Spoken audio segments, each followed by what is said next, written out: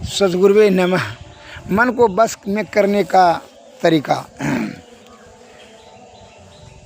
उसको सूरत शब्द अर्थात ध्यान योग में ज्ञान से सभी विषयों का त्याग कर करके ध्यान योग में चित्त को अस्थिर करें और सुषुम्ना नाड़ी होकर करके ब्रह्म की ओर बढ़ाते रहें। हमेशा जो है ईश्वर के ऊपर ध्यान लगाए रखें, विषय से हटा कर रखें, अन्यथा वह आपको दुर्गति करा देगा।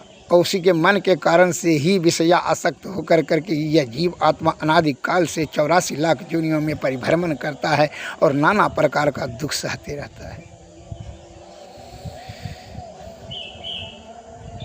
उसका मैं विधि बता देता हूँ। एक राजा ने एक भूत खरीद कर लाया। मन भूत के समान है। वो भूत का शर्त था कि जो काम नहीं दीजिएगा तो माफी को मार के खा लेंगे। तो राजा साहब ने कहा ठीक है चलो, काम तो बहुत है। वह जो भी काम करता था कहता था राजा साहब तुरंत भूतवा कर देता था। पानी बांध बनाओ, खेती करो, बगीचा लगाओ, रोड बनाओ, सब तुरंत कर देता था। और आकर के कहता था कि जल्दी हमको काम बताइए अन्यथा आपको मार के खा जाएंगे। अब इतना शीघ्र जो है स्कूल बनाओ, मकान सबका बनाओ, खेती कर दो, अनाज फसल समेटो, यथाशीघ्र करके कहता कि बताइए, काम बताइए, नहीं तो जो है मार के आपको खा जाएंगे। अब तो राजा साहब बड़ा चिंतित और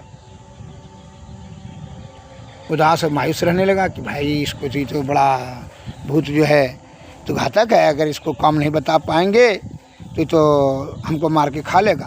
बड़ा चिंता और उदास में जो है रहने लगा। एक दिन महात्मा जी आए, कहा कि बड़ा चिंता उदास में है राजा साहब, क्या बात है? क्योंकि देखिए एक तो भूत ने कहता है काम बताओ नहीं तो मार के खा लेंगे।